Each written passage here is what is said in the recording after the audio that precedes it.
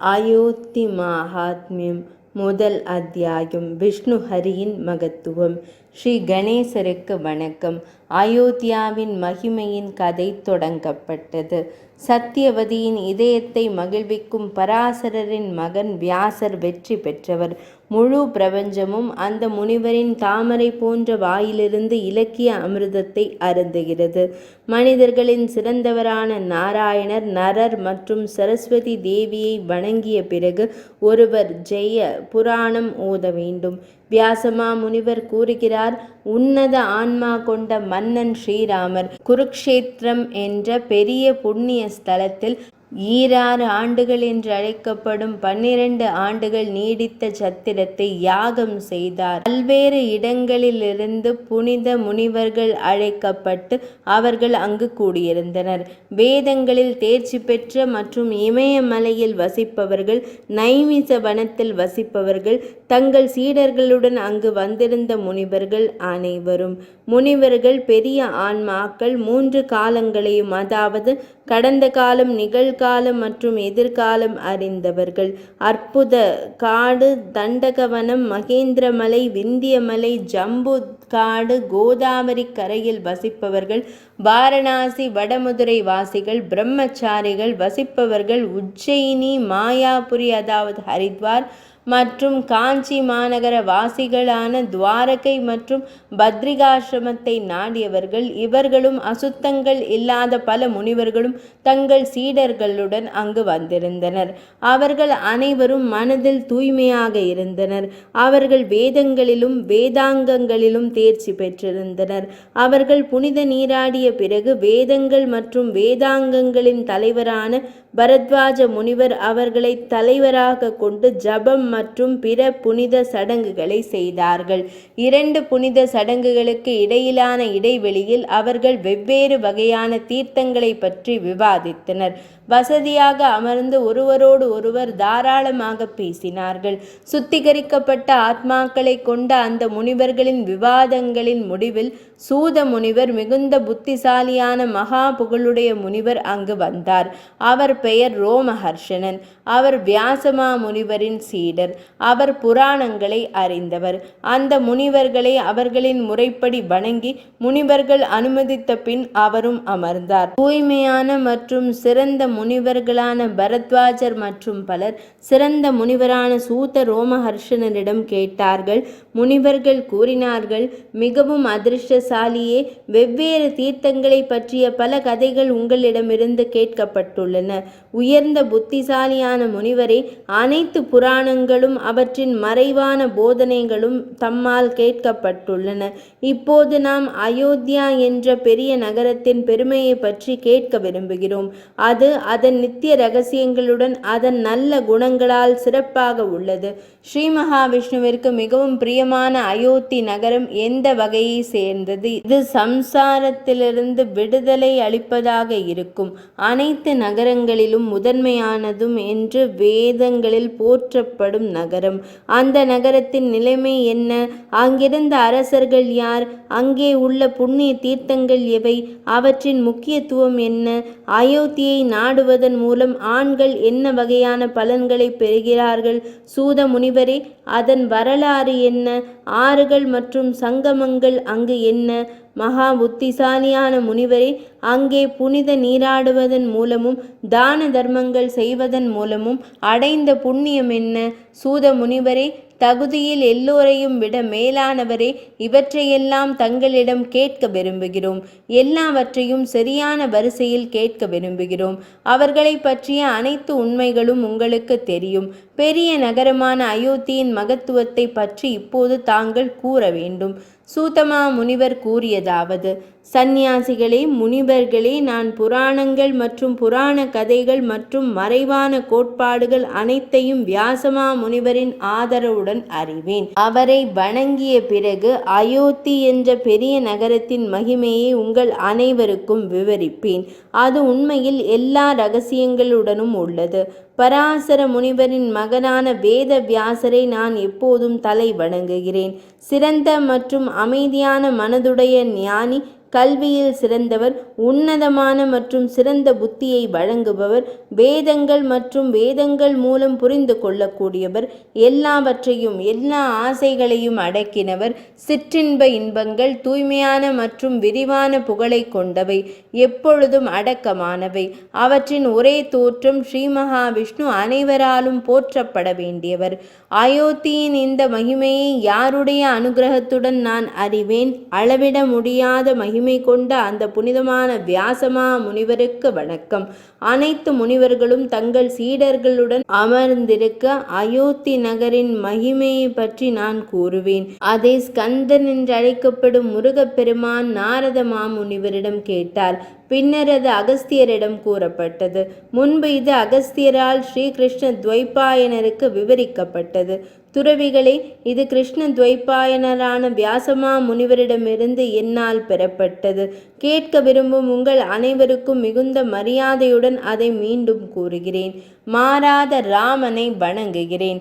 தாமரை போன்ற கண்கள் கொண்ட ஆழி மலர் போன்ற கருநீல நிறமுள்ள ராவணனை கொன்ற பரம பிரம்மனை நான் வணங்குகிறேன். தீய செயல்களை செய்பவர்களால் அணுக முடியாத அயோத்தி நகரம் பெரியது மற்றும் புனிதமானது. பகவான் ஸ்ரீஹரி வசித்த அயோத்திக்கு செல்ல விரும்பாதவர்கள்தான் யார்? இந்த தெய்வீக மற்றும் மிகவும் அற்புதமான நகரம் சரையு நதிக்கரையில் உள்ளது. இது அமராவதி தேவேந்திரனின் தலைநகரத்திற்கு இணையாக உள்ளது மற்றும் பல துறவிகளால் நாடப்படுகிறது. அது யானைகள், குதிரைகள், தேர்கள் மற்றும் கால் வீரர்கள் நிறைந்தது. அதன் செழுமையிலும் அனைத்து நகரங்களிலும் முதலிடம் வகிக்கிறது.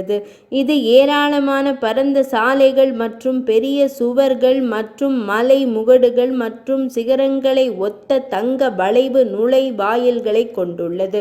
சதுரங்கள் மற்றும் குறுக்கு வழிகள் நன்கு திட்டமிடப்பட்டு நேர்த்தியாக பராமரிக்கப்படுகின்றன. சுவர்களில் ஏராளமான கலை மற்றும் ஓவியங்கள் மாற்றங்களுடன் பல மாடி அரண்மனைகள் உள்ளன. இது முழுக்க முழுக்க தாமரைகளில் நிறைந்திருக்கும் சிறந்த நீரை கொண்ட பல தொட்டிகளால் அற்புதமாக காட்சியளிக்கிறது. இது தெய்வீக மகிமை கொண்ட தெய்வங்களின் சந்நிதிகளால் நன்கு அலங்கரிக்கப்பட்டுள்ளது மற்றும் வேதங்களின் முழக்கத்தின் ஒலிகளால் எங்கும் கேட்கக்கூடிய ஒலிகளால் ஒலிக்கிறது. வீணைகள், புல்லாங்குழல், மிருதங்கம் போன்றவற்றின் ஒலிகள் அதை மிகவும் சிறப்பாக ஆக்குகின்றன. இது பல்வேறு வகையான பூங்காக்களையும் தோட்டங்களையும் கொண்டுள்ளது. சால மரங்கள், பனை மரங்கள், தென்னை மரங்கள், பலா மரங்கள், இந்திய நெல்லிக்காய் மரங்கள், மாமரங்கள், ஆப்பிள் மரங்கள், அசோகா மற்றும் பிற மரங்கள் இங்கு உள்ளன. மல்லிகை, ஜாதி மல்லி என்பது மற்றொரு வகை மல்லிகை, பகுலா மலர், பாதாளி, நாகா மலர், காம்பகா மலர், கரவீரா மலர் போன்ற பல பூக்கும் தாவரங்கள் உள்ளன. பல்வேறு வகையான வாழைப்பழங்கள், மாதுளை மற்றும் பெரிய பழம் தரும் மரங்கள் பல உள்ளன. சந்தனத்தின் மனம் கொண்ட நகரங்கள் பல உள்ளன. தேவர்களின் அருளை பெற்ற இளவரசர்கள், வானத்து பெண்மணிகளுக்கு இணையான அழகிய பெண்கள், சிறந்த கவிஞர்கள், பிரகஸ்பதிக்கு நிகரான பிராமணர்கள், வணிகர்கள், புத்திசாலித்தனம் நிறைந்த பல வகையான குடிமக்கள் இதில் உள்ளனர். கல்ப மரங்களை போன்ற குடிமக்கள். அங்குள்ள குதிரைகள் உச்சைஸ்ரவசுக்கு இணையானவை மற்றும் யானைகள் கார்டினல் புள்ளிகளை காக்கும் யானைகளை போன்றது. இவ்வாறு பல்வேறு வழிகளிலும் அம்சங்களிலும் அந்த நகரம் இந்திரனின் அமராவதி நகருக்கு மிகவும் சமமாக இருந்தது. இங்குதான் இக்ஷ்வாகு மன்னனை முதன்மையாக கொண்ட சூரியகுல மன்னர்கள் பிறந்தார்கள். அவர்கள் அனைவரும் குடிமக்களின் பாதுகாப்பிற்காக மட்டுமே அர்ப்பணிக்கப்பட்டவர்கள். இந்த நகரம் சரையு நதிக்கரையில் கட்டப்பட்டுள்ளது. அதன் நீர் தகுதி வாய்ந்தது. அதன் கரைகளில் தேனீக்களின் ஓசையும் பறவைகளின் கீச்சொலிகளும் எதிரொலிக்கின்றன. இது மானசா ஏரியை ஆதாரமாக கொண்ட ஒரு பிரகாசமான, தெளிவான மற்றும் அழகான நதி. அது புனித நீர் நிறைந்தது. இந்த நதியின் ஸ்பரிசமானது கங்கை நதியைப் போலவே சிறப்பானது. பெரிய முனிவர்கள் அதன் கரைகளை நாடியுள்ளனர். இது விழிப்புடனும் இருக்கிறது. இது உலகின் மிக புனிதமானது. சிறந்த முனிவர்களே, ஸ்ரீஹரியின் வலது பாதத்தின் பெரு விரலிலிருந்து கங்கை நதி வெளிப்பட்டது. மேலும் மேலும் அவரது இடது பாதத்தின் பெரு விரலிலிருந்து அற்புதமான சரையு நதி வெளிப்பட்டது. எனவே இந்த 2 நதிகளும் மிகவும் தகுதி வாய்ந்தவை மற்றும் தேவர்களால் வணங்கப்படுகின்றன. இந்த 2 நதிகளில் புனித நீராடுவதன் மூலம் ஒரு பிராமணனை கொன்ற பாவத்திலிருந்து விடுபடலாம். பானையில் பிறந்த அகஸ்திய முனிவர் ஸ்கந்தனின் தயவுடன் இந்த தீர்த்தத்தின் பலனை அறிந்தார். அதன் பிறகு முனிவர் அயோத்திக்கு யாத்திரை சென்றார். யாத்திரையின் சடங்குகளை உரிய முறையில் செய்தார். அவர் கட்டளைகளின்படி புனித நீராடினார் மற்றும் பித்ருக்களுக்கு பிரசாதம் வழங்கினார். அனைத்து தெய்வ வழிபாட்டையும் அவர் விதித்த முறையில் செய்தார். எல்லா தீர்த்தர்களையும் முறையாக வணங்கினார். தீர்த்தத்தின் மகிமையை நேரடியாக கண்ட அவர் கடமையை நிறைவேற்றிய உணர்வுடன் மிகுந்த மகிழ்ச்சியை பெற்றார். அகஸ்திய மாமுனிவர் பரவச மகிழ்ச்சியின் உணர்ச்சியை அனுபவித்தார். அவரது உடல் முழுவதும் முடி உதிர்ந்த நிலையில். சிறந்த முனிவர் 3 இரவுகள் அங்கே தங்கினார். யாத்திரையை முறையாக முடித்து கொண்டு அயோத்தி பெருநகரை போற்றி அங்கிருந்து புறப்பட்டார். அவர் மிகுந்த மகிழ்ச்சியுடன் பிரகாசிப்பதைக் கண்டு கிருஷ்ண துவைபாயன வியாசமா முனிவர் அவரது மிகுந்த மகிழ்ச்சிக்கு என்ன காரணம் என்று கேட்டார். வியாசமா முனிவர் கூறினார், பெரிய பிராமணரே, நீங்கள் எங்கிருந்து திரும்பி வருகிறீர்கள்? சிறந்த முனிவரே, நீங்கள் இப்போது மிக உயர்ந்த ஆனந்தத்தை அனுபவிக்கிறீர்கள். இந்த அதீத மகிழ்ச்சி உங்களுக்கு ஏற்பட்டதற்கான காரணம் என்ன? பிராமணரே, என்னிடம் கூறுங்கள். தங்கள் மகிழ்ச்சியை கண்டு என் இதயமும் கூட மிகவும் மகிழ்ச்சியாக நான் உணர்கிறேன். அகஸ்தியமா முனிவர் கூறினார், இது ஒரு பெரிய அதிசயம். சிறந்த முனிவரே, இது மிகவும் ஆச்சரியமாக இருக்கிறது. துறவியே, அயோத்தி மாநகரின் மகிமையை கண்டு நான் இன்று அளவு கடந்த ஆனந்தத்தை அடைந்தேன். அகஸ்திய முனிவரின் வார்த்தைகளை கேட்ட வியாசமா முனிவர் அந்த முனிவரிடம் கூறினார். வியாசர் கூறுகிறார், புனிதமான இறைவனே, அயோத்தி என்ற பெரிய நகரத்தின் மகத்துவத்தையும் பெருமையையும் அதன் இரகசியங்களையும் அதன் உயர்ந்த குணங்களையும் துல்லியமாகவும் விரிவாகவும் எனக்கு கூறுங்கள். யாத்திரையின் நடைமுறை என்ன? தீர்த்தங்கள் என்றால் என்ன? யாத்திரை செய்யும் முறை என்ன? அதில் புனித நீராடுவதால் என்ன பலன்? பெரிய முனிவரே, அங்கே கொடுக்கப்பட்ட அறக்கொடையின் பலன் என்ன? பேச்சாற்றல் மிக்கவர்களில் சிறந்தவரே, இதையெல்லாம் விரிவாக எனக்கு கூறுங்கள். அகஸ்திய மாமுனிவர் பதிலளித்தார், துறவியே, அயோத்தியின் பெருமையை பற்றி தாம் விசாரிப்பதால் தமது புத்தி உண்மையில் பாக்கியமானது. அ என்ற எழுத்து பிரம்மதேவரை குறிக்கிறது. விஷ்ணு என்பது யா என்ற எழுத்தின் பொருள். தா என்ற எழுத்து ருத்ரனின் ஒரு வடிவம். இதனால் அயோத்தியா என்ற பெயர் ஒளிர்கிறது. சிறிய பாவங்களோடு பிராமணனை கொன்றது போன்ற அனைத்து பெரிய பாவங்களும் இந்த நகரத்தை அடையாததால் இந்த நகரம் அயோத்தியா என்று அழைக்கப்படுகிறது. அதாவது அயோத்தியா நகரம் பாவங்களுக்கு அப்பாற்பட்டது. பிராமணரே, இது ஸ்ரீ மகாவிஷ்ணுவின் முதல் நகரம். அது பூமியை தொடாது. பூமியில் தகுதியை ஏற்படுத்தும் இந்த நகரம் ஸ்ரீ மகாவிஷ்ணுவின் வட்டமான சுதர்சன சக்கரத்தில் அமைந்துள்ளது. துறவியே, இந்த நகரத்தின் மகிமையை யாரால் போதுமான முறையில் விவரிக்க முடியும்?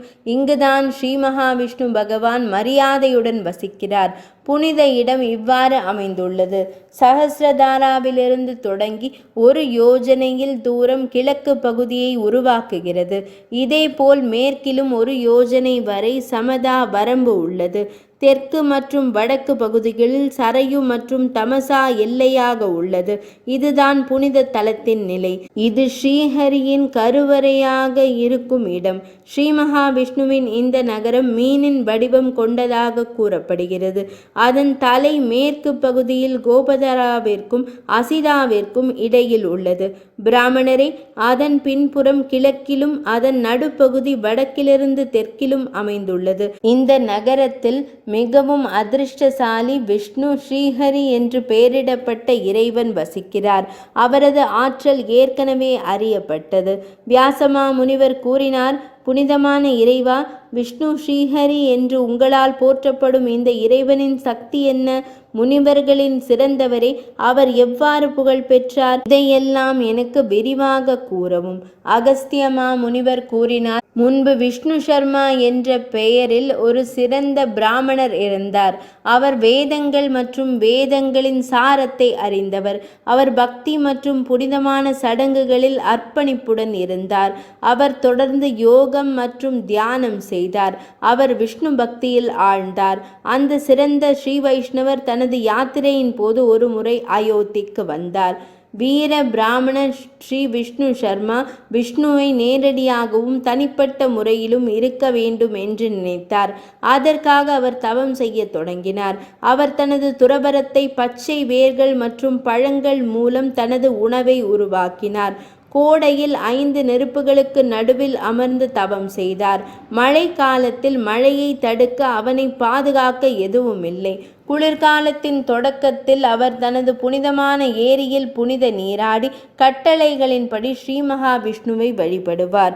அனைத்து இந்திரியங்களையும் தன் கட்டுப்பாட்டிற்குள் கொண்டு வந்து தன் மனதை அசுத்தங்களிலிருந்து விடுவித்து கொண்டார். அவர் ஸ்ரீ மகாவிஷ்ணுவின் மீது தனது மனதை நிலைநிறுத்தி அவரது முக்கிய காற்றை கட்டுப்படுத்தினார். ஓம் என்று திரும்ப திரும்ப உச்சரித்து தனது இதய தாமரையை மலரச் செய்தார். அதற்குள் சூரியன், சந்திரன் மற்றும் நெருப்பு கடவுளின் வட்டங்கள், அதாவது கோள்களை முறையாக கற்பனை செய்தார். அங்கு அவர் நித்திய பகவான் ஸ்ரீஹரி ஒரு உருவமான வடிவத்தில் கருத்தரித்தார். மஞ்சள் வஸ்திரம் அணிந்து சங்கம், சக்கரம், இரும்பு கம்பம் ஏந்தியவராக இறைவனை கருவறுத்தார். இறைவனை மலர்களால் வணங்கி மனதை அர்ப்பணித்தார். அவர் பிரம்மதேவர் வடிவில் ஸ்ரீஹரியை தியானித்தார் மற்றும் 12 எழுத்துக்கள் கொண்ட மந்திரத்தை மீண்டும் கூறினார். அங்கே பிராமணர் 3 வருடங்கள் தங்கியிருந்தார். அதன் பிறகு பிரபஞ்சத்தின் அதிபதியும் நடமாடும் மற்றும் அசையாத உயிரினங்களின் அதிபதியுமான ஸ்ரீஹரியை வணங்கி தியானம் செய்தார். சிறந்த பிராமணர் விஷ்ணு சர்மா எச்சரிக்கையுடன் ஸ்ரீஹரி நாராயணரை புகழ்ந்தார். விஷ்ணு சர்மா கூறினார், விஷ்ணு பகவானே, மகிழ்ச்சியாக இருப்பீராக. புருஷோத்தமா, மகிழ்ச்சி அடைவீராக. தேவர்களின் தலைவர்களின் தலைவரே, மகிழ்ச்சி அடைவீராக. தாமரையே, மகிழ்ச்சி அடைக. ஸ்ரீகிருஷ்ணரே, வெற்றி பெறுங்கள். நினைத்து பார்க்க முடியாதவரே, வெற்றி பெறுங்கள். ஸ்ரீ மகாவிஷ்ணுவே, வெற்றி பெறுங்கள். மாறாதவரே, யக்ஞங்களின் அதிபதியே, வெற்றி பெறுவீராக. வெற்றி அடையுங்கள். பகவான் ஸ்ரீ மகாவிஷ்ணு எல்லாம் வல்லவர், எல்லையற்றவரே, வெற்றி பெறுவீராக. பாவங்களை போக்குபவரே, வெற்றி பெறுவீராக. பிறவிகளின் பிணியை போக்குபவரே, தாமரை தொப்புள் கொண்டவருக்கு வணக்கம். தாமரை மாலைகளுடன் இறைவனுக்கு வணக்கம். அனைத்திற்கும் ஆண்டவரே, அனைத்து உயிரினங்களுக்கும் ஆண்டவரே வணக்கம். கைடவனை கொன்றவரே, 3 உலகங்களின் அதிபதிக்கு வணக்கம். பிரபஞ்சத்தின் வேரே, பிரபஞ்சத்தின் அதிபதியே, தேவர்களின் அதிபதிக்கு வணக்கம். நாராயணருக்கு வணக்கம். ஸ்ரீகிருஷ்ணருக்கு வணக்கம். ஸ்ரீராமருக்கு வணக்கம். வட்டெழுத்தை ஆயுதமாக கொண்ட இறைவனுக்கு வணக்கம். தாங்கள் அனைத்து உலகங்களுக்கும் தாய். தாங்கள் மட்டுமே தந்தை. பிரபஞ்சம் அச்சமும் துயரமும் உள்ளவர்களின் நேர்மையான நண்பன் தாம். தாங்கள் தந்தை, தாங்கள் தாத்தா, தாங்கள் ஹபிஸ், தாங்கள் வஷட்காரர், தாங்களே எஜமானர், தாங்கள் நெருப்பு கடவுள், தாங்கள் மட்டுமே கருவி, காரணம் மற்றும் படைப்பாளர், தாங்கள் மட்டுமே பெரிய இறைவன். மாதவனே, கரங்களில் சங்கம், சக்கரம் மற்றும் இரும்பு கம்பியை ஏந்தியவரே, என்னை மீட்டு தாருங்கள். மந்தார மலையின் ஆதரவாளரே, மகிழ்ச்சி அடைக. மதுவை கொன்றவரே, மகிழ்ச்சி அடைக. கமலையின் காதலரே, மையல் நாயகரே, மகிழ்ச்சி அடையுங்கள். உலகங்களின் அதிபதியே, மகிழ்ச்சி அடைவீராக. அகஸ்திய மாமுனிவர் கூறினார். அவர் தனது மனதில் மிகுந்த பக்தியுடன் துதிக்கும் போது ஸ்ரீ மகாவிஷ்ணு, பிரபஞ்சத்தின் ஆத்மா, அந்த உன்னத ஆத்மாவின் பிரம்மதேவரின் முன் தோன்றியது. அவர் கருடன் மீது அமர்ந்து சங்கம், சக்கரம் மற்றும் இரும்பு கம்பத்தை திருக்கரங்களில் ஏந்தியபடி மஞ்சள் நிற ஆடைகளை அணிந்திருந்தார். அச்சுதனே, மாறாதவர், தனது மனதில் மகிழ்ச்சி அடைந்தவர் விஷ்ணு சர்மாவிடம் கூறினார். ஸ்ரீ பகவான் கூறலானார், பக்தா, உனது பெரும் தபத்தால் நான் இப்போது மகிழ்ச்சி அடைகிறேன். பிராமணரே, சிறந்த புத்திசாலியே, இந்த பிரார்த்தனையால் உனது பாவங்கள் அனைத்தும் இப்போது அழிந்துவிட்டன. உன்னதமான பிராமணனே, உனது வரத்தை தேர்ந்தெடு. தவம் செய்யாத எவராலும் என்னை பார்க்க முடியாது.